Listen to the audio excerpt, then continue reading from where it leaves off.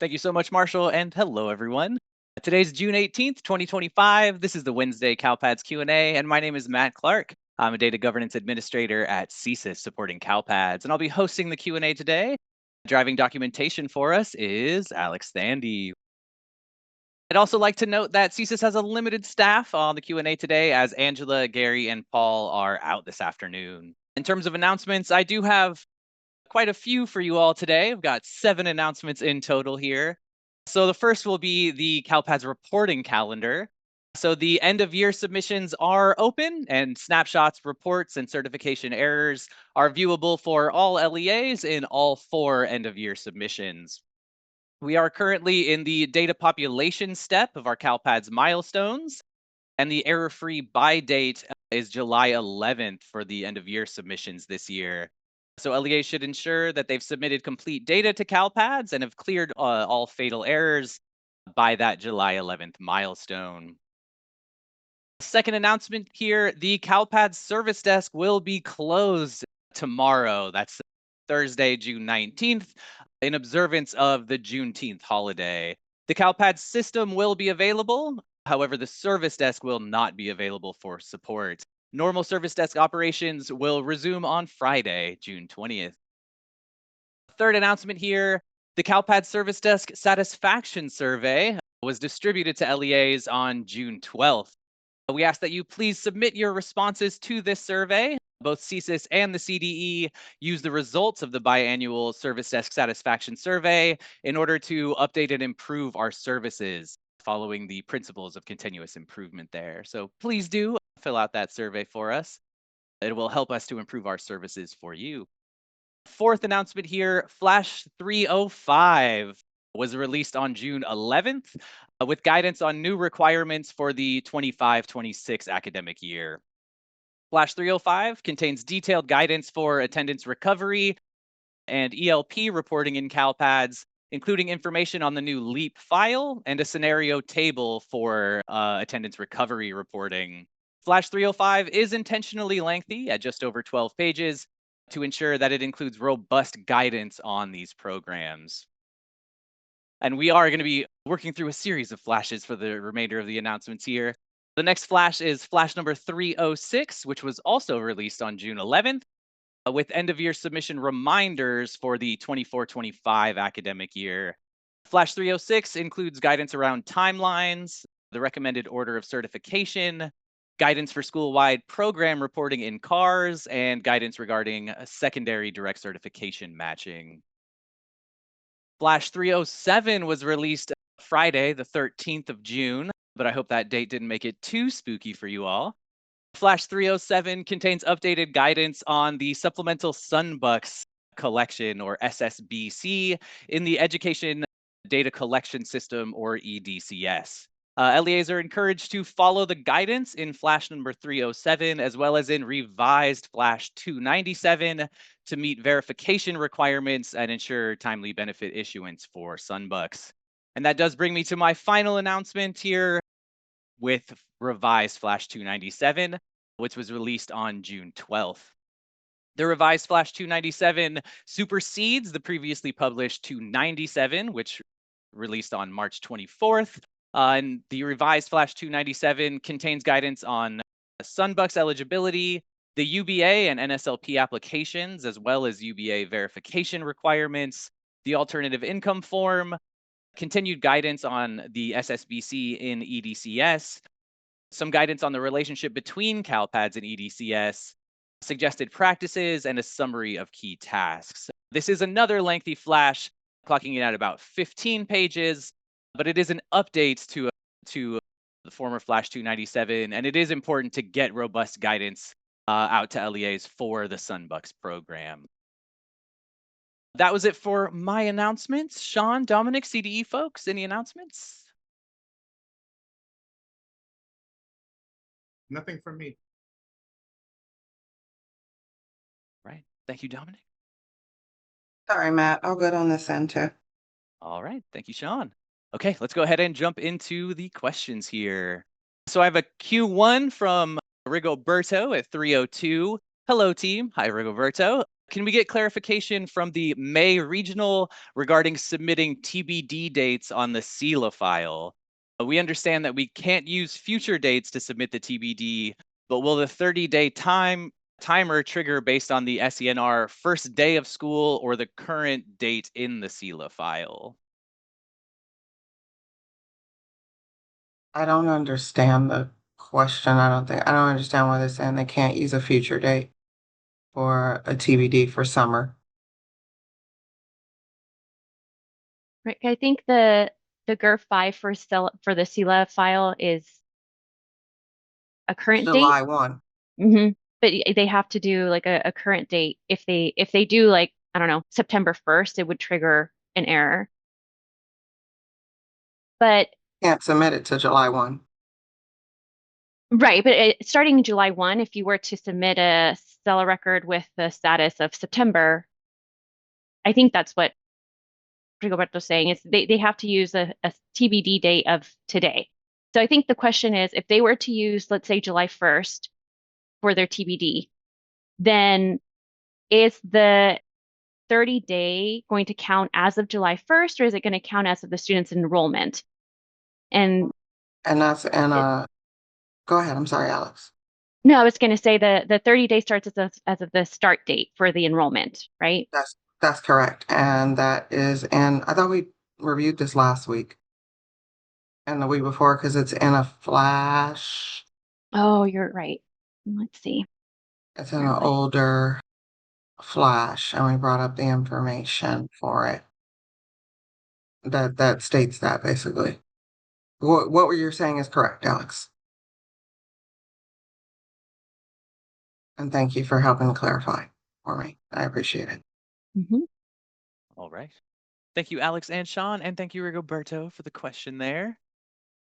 Next, we have a Q1 from Carla at 303. Is the local assignment option a field we need to report in end of year 1? I notice it's on report 3.10. This is a field that we check and update for fall 2.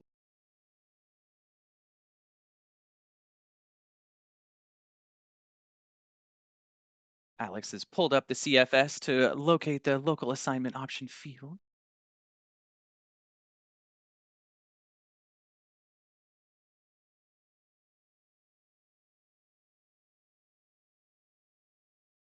Oh, I'm unmuted.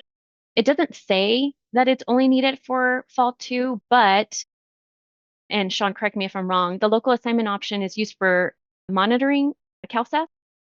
And so for end of year 1, we wouldn't use the local assignment option code. What question are we on? My question started at 303. So this is the Carla Oh, Q1 okay. at 303. Okay, sorry. I was so looking at the Corey question, and I was like, that's not mine. I was like, that's not what that says. I'm sorry. Again, Matt, okay? Yes, the local assignment option is used. Alex, to your point, yes, it's used for CalSAS and the monitoring. And then she's asking, we need to report for EOY 1. Yes, you do need to report for EOY 1 because especially if you have those college credit courses that you've added in, typically those don't have one. But if you do have those added in, then yes, it should be. And then it should also just be consistent and a carryover from your fall 1, your fall 2 to match your EOY for your end of year CRSC and your S reports. But we don't do a validation between them, but should the LEA ensure that they're matching up for your dashboard purposes, yes, you should.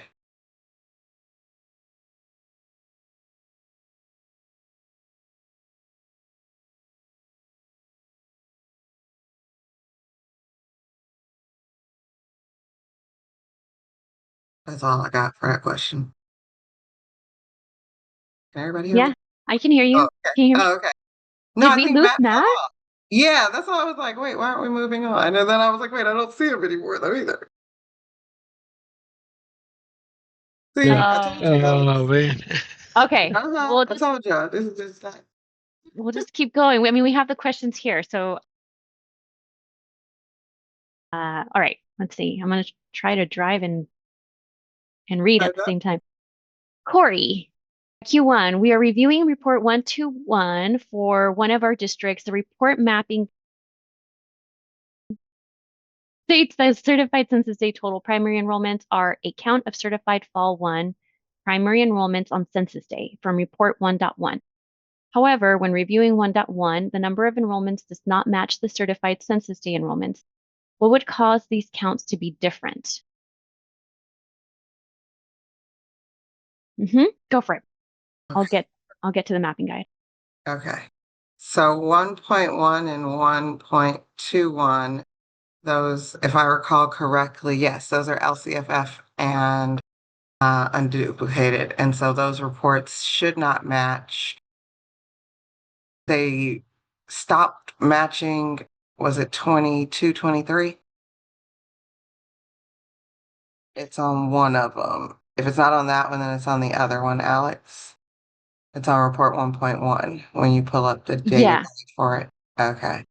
And so those stopped matching a few years ago, Corey.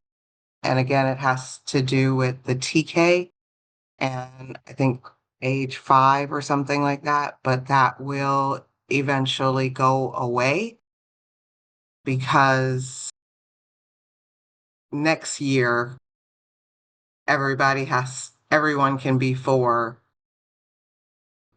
the TK statute. It's on the early ed page. Yeah. Although I think that the what am I saying? The grade level for TK needing that age validation is for the LCFF report, right? The 1.17. It's not the 1.1.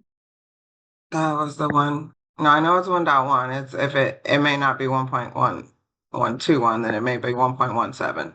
Well, there's Yeah. also a difference in 121 in the enrollment status code. Well, it includes all enrollments 10, 20, and 30. 1.1 should probably only include the 10s and the 30s. Yeah. Thank you, Nate.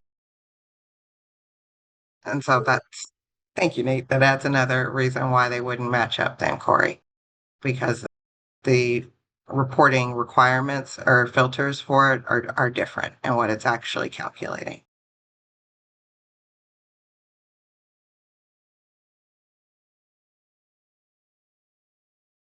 And, if you feel like that it's not the enrollment status and it's just not jiving, you can send in a ticket and we can take a look at it. And by taking a look at it, we're requesting that you send a ticket in, Corey. Yes. Just that perfect. Thank you. All right. We're going to move on to, for a second, I was waiting on Matt and I forgot he was gone. Want me to read, Samantha, Alex? up to you. If I think that's easier for you, Yeah. so not a problem. Okay. Thank you. You're welcome. We got this. Nate, stay right there. I just wanted to put a shirt on just in case. Thank you. Appreciate it. Much I mean, I appreciated. had a T-shirt on, but I put one with the color on. I understand. Marsha can just edit this. Yeah, I will. Too much information. Oh, Lord. Okay, so Samantha at 303. What's the best process to add a student to an NPS school for summer enrollment? The student finished this school year at a non-private school and began private school this week. I have closed out the end of year with a T180 on 5/30/25. I'm getting an SENR 715E3 error student. Enrollment record is active, reporting academic year not yet exited, with the new enrollment starting on 6/16/25. Both records are primary, but do not overlap. Yes, this is your Q1. Thank you. We're all off to a great start. Don't worry. Samantha, we're feeling it for you. So Samantha, this one is because it is still within the CALPADS academic year. And so our academic, or not even the CALPADS academic year, the California academic year. And so since the student has not exited prior to 7/1, they are not seen as being in a different school year. They're seen as being in the current school year. But additionally, we don't collect summer enrollment for students, typically within CALPADS, unless there is a need-based reason. And so for this student, unless there is a need-based reason for you to have them in your 24-25 school year, then I would delete the NPS enrollment and just remain with your, I understand they're a SPED student. Again, it can stay in your local SIS system, but it does not have to be within CALPADS. Alex, do you mind navigating to the FAQ for summer school that states this? Shouldn't the enrollment at the private school also be non-ADA? No, if it's a private, so that's what I was gonna actually get to next, Dom. Sorry. No, you're good. And so if it's a true private school, then yes, it would be exited to a T180, but you're saying an MPS school. An MPS and private school, those are two different. And so for this reason, if you need clarification on that or to view this record specifically, yes, I would recommend putting in a ticket and providing the student's SSID number. So therefore we can assist you with this. And but most of your information is probably going to come from some of your local colleagues, like your special ed director, and clarification on whether or not they're actually at an MPS or if they're at a private school, because a private school gets labeled with that 00, was it 6 zeros and a 2?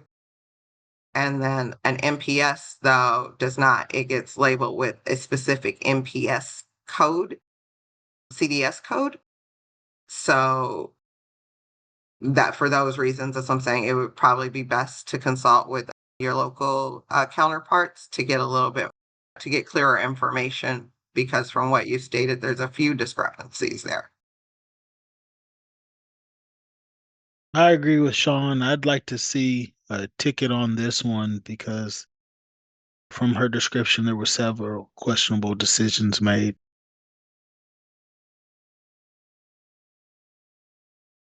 Okay. And Next. I am back. I apologize for the forced restart and the tech issues, and I would like to commend Alex for your skill in both asking the questions and driving. Well, that's one. Great job. I'm gonna have to quit. Right. Sean So filled in. just to make sure we're on the same page, the next question is the Q1 from Soraya at 304. Correct. All right. So Q1 special education question for Dominic. Our team was unable to attend the special education office hours on Monday. Any important information we missed? I didn't have any specific announcements to that session of office hours. So I did include a link to the YouTube video guide posted on the CACES YouTube training channel for the 1621 and Excel/Google Sheets, which I hadn't included in previous slideshows. But apart from that, there was nothing extraordinary that we discussed. All right. Thank you, Dominic. And I'll leave the question open. Alex is typing an answer in there. I was just gonna put the link, but I put it in the chat. Okay. All right. Next, we have a Q1 from Stephanie at 304. Q1, as usual, my question is probably for Dominic. So wait in the wings there, Dom. With the location code of 570 going away, what should charter schools be using as a service location, and do they have to amend all of their students' IEPs, or can they bulk update the service location? Based on the code sets, I would imagine that 510 is going to be the appropriate code to use going forward. As far as updating the services, I don't know that I've heard or had a discussion about this topic as far as whether or not it's going to trigger any errors or have some sort of other, like value outside of expected range type of submission error. I'll have to do some research or ask my unit on that one, unless somebody else knows. But I think 510 is going to be the appropriate code going forward. And I see Marissa had a comment that SACE is going to trigger an error for 570. That's probably because they don't want to be submitting code 570, so they're just going to stop it on that end. You don't have to go back and change, as far as I'm aware, what's already been reported. And also, we don't certify services data in fall 1 or end of year. Marissa, I see that SACE posted it this week. I'm just not sure what they're speaking to specifically or where they're deriving that from. So I apologize, Stephanie and Marissa. I don't have an answer on what to do as far as needing to amend. But you can, when you adopt the plan, make changes to the transaction to update the service location code. So for adopting plans, that should not be an issue at all. All right. Thank you, Dominic, and thank you, Stephanie, for the question. Next, we have a Q1 from Lily at 306. One of my LEA's SPED secretaries exited all their grads on the SIS exit date instead of the day after, and with the exit reason of completer, even though they actually received a diploma. She's now on vacation. Great timing, and we need to fix this. SACE recommended deleting the SWDS in CALPADS for all of these students. There's well over 100 students, and then either manually entering the correct SWDS exit the day after the SIS exit and with proper exit code, or editing the transaction in SACE, then sending them back up to CALPADS. Just wondering if there might be an easier or quicker way to do this that you could recommend. Is there an ability to bulk update CALPADS without going into each posted transaction and editing them? And then Go ahead, Matt. I'm sorry. I was just going to read Judy's comment below. The exit one day after is for SACE and not for the SIS. You should be okay if your SACE records are not exited yet, then exit them the day after in your SIS. Yeah, it's not clear if in the question if exiting the grads on the SIS exit date means that the students with disability status has the same effective start date as the enrollment exit date. If that is the case, that would be an issue. You should be able to bulk upload WIDS records. You would just have to familiarize yourself with that process. I think there is good information in the user manual, as well as on the templates page for the SWIDS template. But essentially, you could, I'm just trying to think of how it worked. It were easier to do in SACE, as far as generating a report that you could then download to a replace file. That I'm going to rely on the technical expertise of CSIS on the feasibility of that part.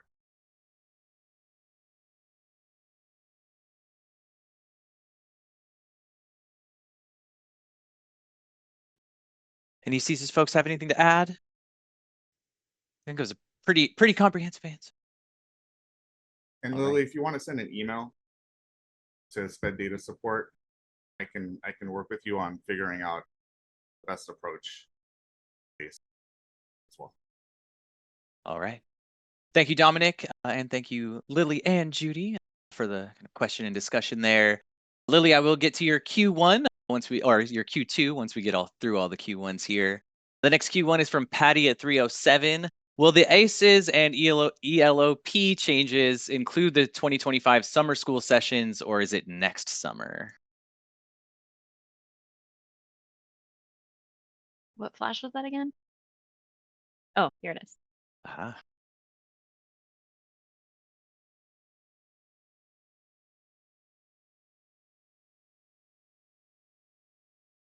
It's a 25-26 data collection, so it should go with the academic year 7/1, 25 to 6/30/26. So it should include summer school, depending on the day, the certain days that should be included in next year's stats. So at the end of this year, and then in the LEAP file, I would imagine those students would have a program record.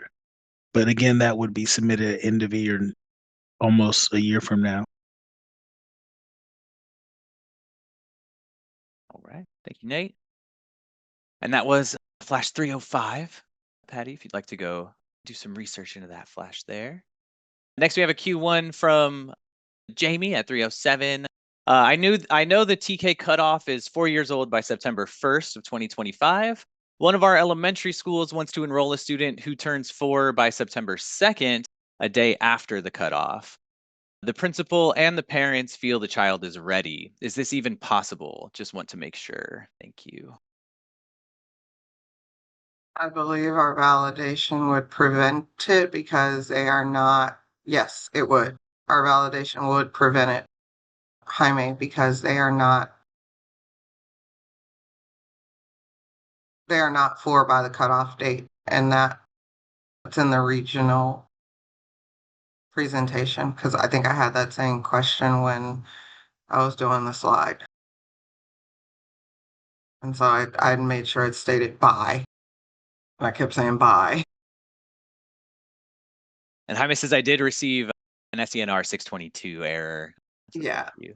And Jaime, I apologize that I mispronounced your name. It's okay. I know him. So then it makes it easy for me. Because if not, then I think everybody else is a Jaime. So sorry. No, all good. Okay. Thank you, Sean, and thank you, Jaime. Lily, we'll get to your Q's in a after we're finished with the Q1 here, or the Q1s here. But let's get to Shelly's Q1 at 313. If TK was reported as TBD at the beginning of their TK year, but now they're being told they need to take the initial LPAC next year and they want to change it to EO, do we need to submit a CELA correction reason code 3 with the EO or just post the EO record? It was required to be at the beginning of the TK year. Now they need to take that. I'm sure. I believe you would need the correction. Yeah. Because it'd be evidence of a different primary language, right? If it was a TBD student, they could have been EO if it was English only along the way. And maybe it was reported incorrectly. That's why it's TBD. But traditionally, TBD is for those HLS surveys that are not English or sign language. So unless they just reported all TK students as TBD, EO should, it's not the natural progression. I think it would have a correction reason code for the change of primary language. Unless it's theirs and they just delete it and then put up the EO record. Yeah, that's the easiest way. But I don't know if it's unclear if it's their record to update. But if it's not their record, then yes, Nate, your guidance is correct. So Shelly, it just depends. It depends on if you own that student in TK or if you didn't. A language other than English. The parent originally put a language other than English. It is our record. Do we put EO for the last August? That's going to be a local choice on how you choose to update it. Like I say, you have the two options. You can either delete the TK record and then just place the EO record, or you can do the update. But the main part is that you have your documentation at the local level to support the change.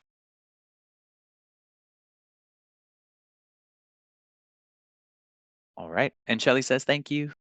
Welcome. Thanks, Nate. All right. Next, we have a Q1 from Susan at 315. I'm trying to understand the state course codes that are appropriate to associate with a work-based learning course for internship 10. Any guidance would really be appreciated. Thanks. And then Ethan clarifies in the comments, any CTE code 7,000 through 8,999, or one of the work-based education codes 9,500, 9,501, and 9,502. I would add, I believe it says it can be any course, doesn't it? Yep. On the CFS, yep, it should be able to be any course. You just have to label it. It doesn't have to be CTE related or not, I believe is what it says on the CFS. that's correct. Thank you. Yeah, Alex.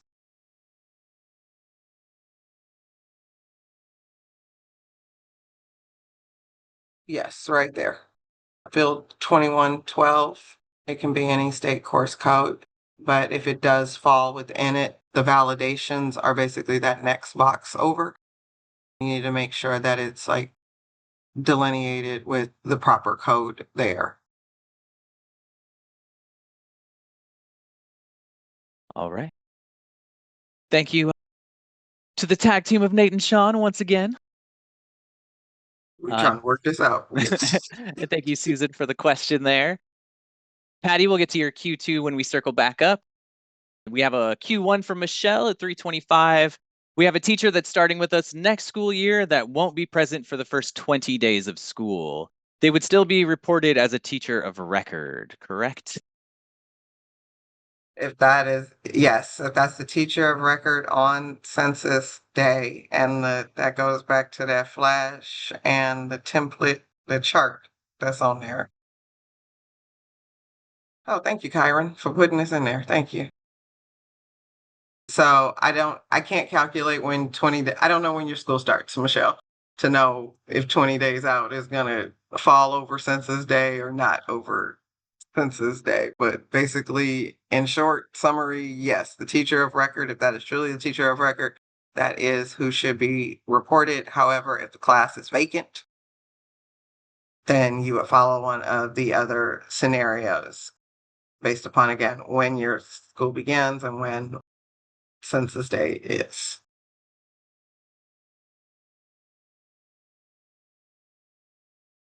All right. And she clarified that the first day of school is the first part of August when the school starts.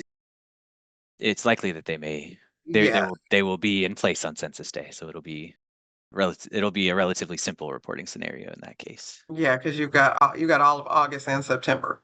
So yes. All right. Thank you, Sean, and thank you, Michelle, for the question there. Time to scroll back up for the Q2s and above. So we have a Q2 from Rigoberto at 303. What are the attendance implications for a student who needs a pregnant and parenting program retroactively created for the 22-23 school year?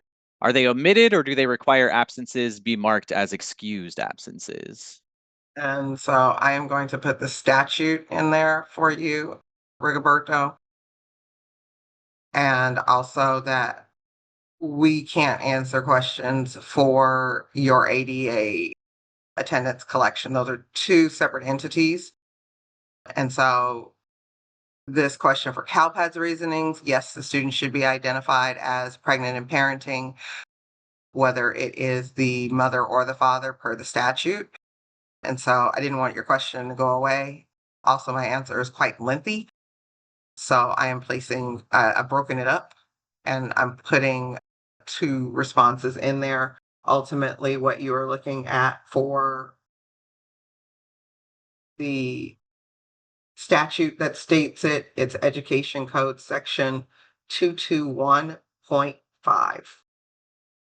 Okay. And it has very detailed steps. I recommend that you are working with your attendance supervisor and or programs like student programs administrator for this student. And if you have additional questions on the statute, though, your LEA's legal team. All right. Thank you so much, Sean. Dominic, it looks like we're gonna have a few questions that look like they're gonna be headed your way here. So the first is from Lily at 306, Q2. One of my LEAs is receiving PSTS errors, PSTS 481E4 SPED. The error notes that students must be 16 years old or older, and they are, and have exited SENR in the previous year, and they do. 2 students completed at private schools in June 2024 with an E170, and I suspect they should not have been surveyed. Since they weren't students of the LEA reporting the PSTS, they received annual consult minutes from the LEA, but no direct services. They would not count within that LEA's cohort grads and would therefore not be surveyed, correct? It is correct that you would not survey those students because the indicator does not collect this data for students on service plans. It only looks at students that exited secondary education on IEPs, and you can't have an IEP at a private school.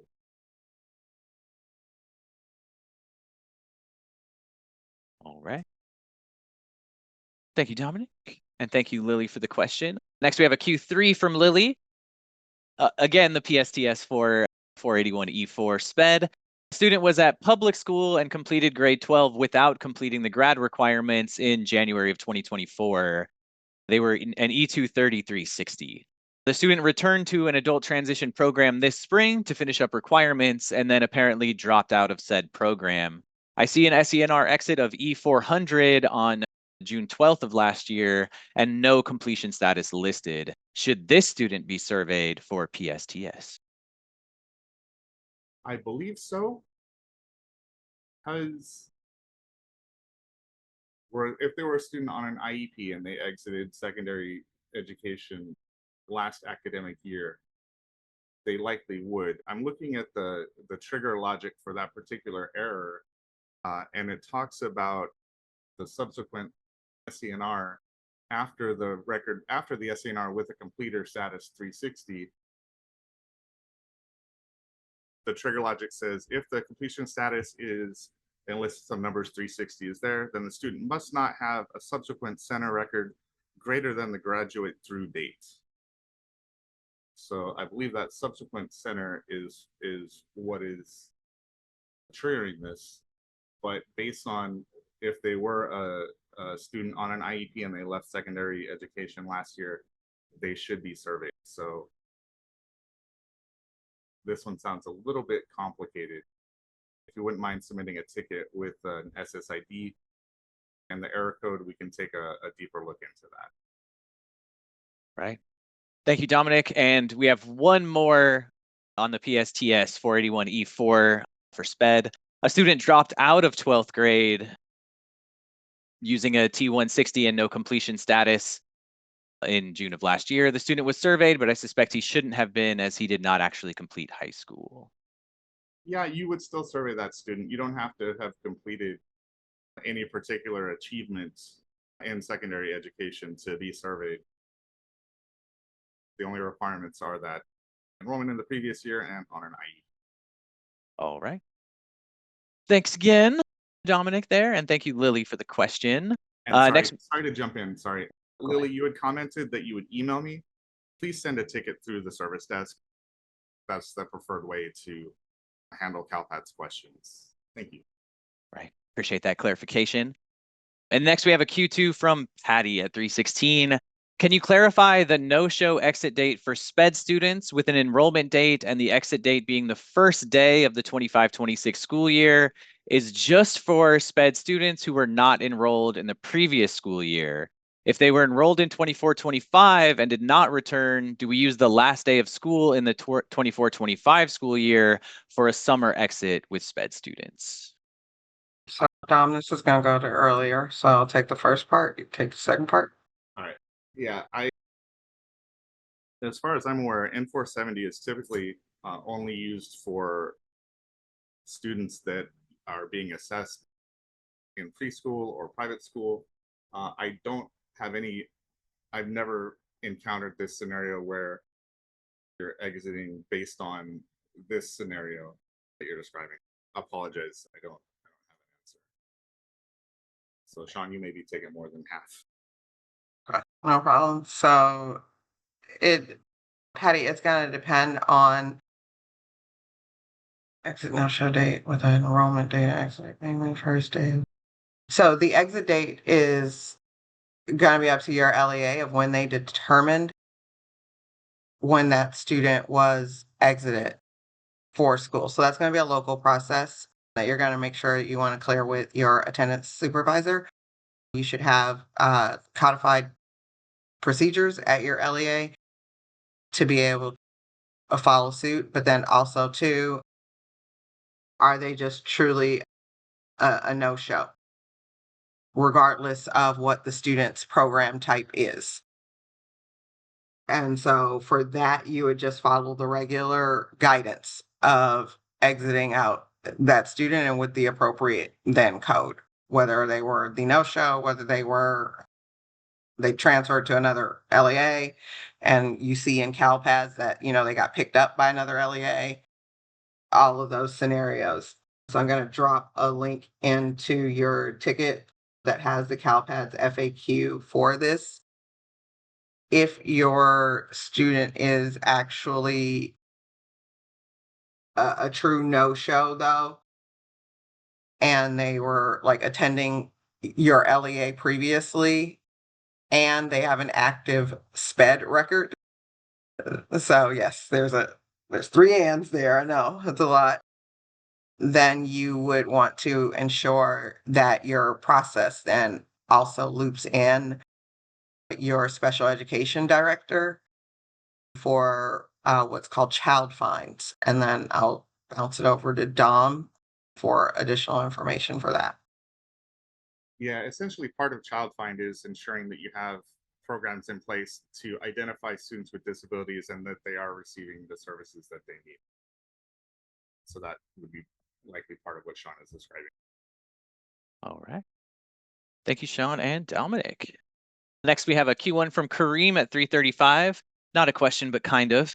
I also find myself using that qualifier, Kareem. Flash 265 states that work-based learning type 10 internship CalPADS will only accept a CTE course, COE, or one of the work experience education course codes. I believe COE is meant to be code, right? Okay. CalPADS will only accept a CTE course code or one of the work-based experience course codes. So for work-based learning type 10 internships, the guidance is to use CTE state course codes or work experience code.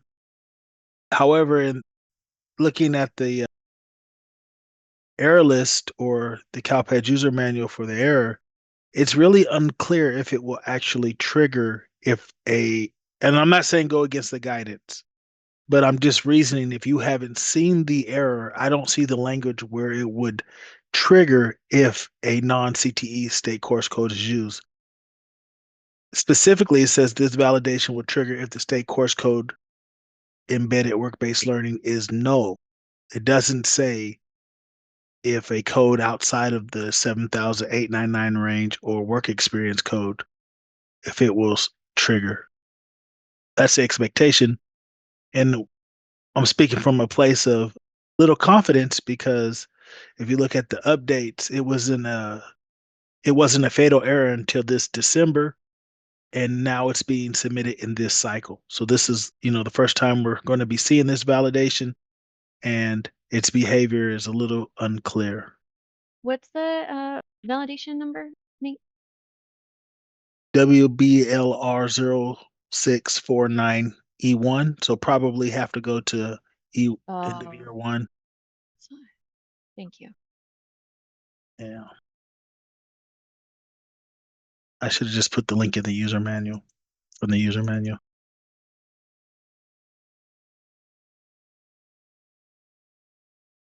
So the guidance is if you're using internships, you should use a CTE state course code or work experience state course code. I can't speak with confidence if it will trigger. If you don't use one, will you see this error? I am unsure. But that's only for 10. That's not for the 15 and the 20.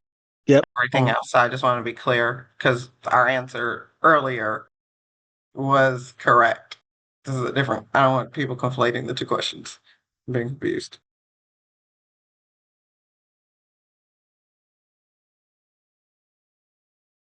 All right. Thank you so much, Nate. And thank you, Kareem, for the question there. Next, we have our final Q1 from Eldrick at 3:38. So if you do have any further questions, please do get them in chat. Have there been any reports of CalPADS delays this afternoon? I have 3 SPRG files, 2 with approximately 20,000 records each, and 1 with just over 15,000 that have remained invalidating since 1:30 p.m. I uploaded similar size files earlier this morning, and they processed much more quickly. Should I just abandon them and resubmit? Thank you. Alex, have we seen anything on the service desk about delays in CalPAD? Slow processing? Not since I started the Q&A. Haven't seen anything. Right. Eldrick, it has been, Matt, I can't tell you, it's been a little bit slower for me. Production has, and I tried to pull a report, but my computer said it needed to be updated, so I just simply equated it to the multiple times a day that I feel like now I have to update my computer. So Eldrick, I'd recommend, I don't know what Windows is doing. Clearly Matt fell off earlier. You may just need to update your computer kind of thing and press that restart. I'd try there first, and then if it's still continuing for you, then you may want to put in a ticket. Yeah. I would say if it's still in this state by close of business today, a ticket would probably be a good thing to. I have a question. Do we not prioritize the processing of files by size? We kind of do, so that's And why I was like the 20,000 records. But then he said he put up one earlier this morning though, and I was like, oh, but then earlier might have been, cleared out. And that's an Angela question, I feel like. Nathan. yeah, definitely. Just like to remind people that we're off tomorrow. So for all of you submitting tickets, if we don't answer right away, just, give us a little bit of grace. We'll get back to you on Friday. Thank you, Alex. All right. And that brings us to the end of the questions. Give you guys a few moments to get any additional questions in chat here. We are pretty close to the 4:00 mark. There have been quite a few inquiries today, but just want to give you guys a little bit of time to put any final questions in chat there. All right. And I'm not seeing anything populate, so let's go ahead and call it here at 3:49. Thank you, everyone, for attending the CalPADS Q&A. Thank you so much to Sean, Alex, Nate, Marshall, everybody at CAES for your support today during the call. It's been especially helpful given the absence of Angela, Gary, and Paul. I hope we were able to provide good services for everybody today. Thank you again for attending, and we will see you on Wednesday.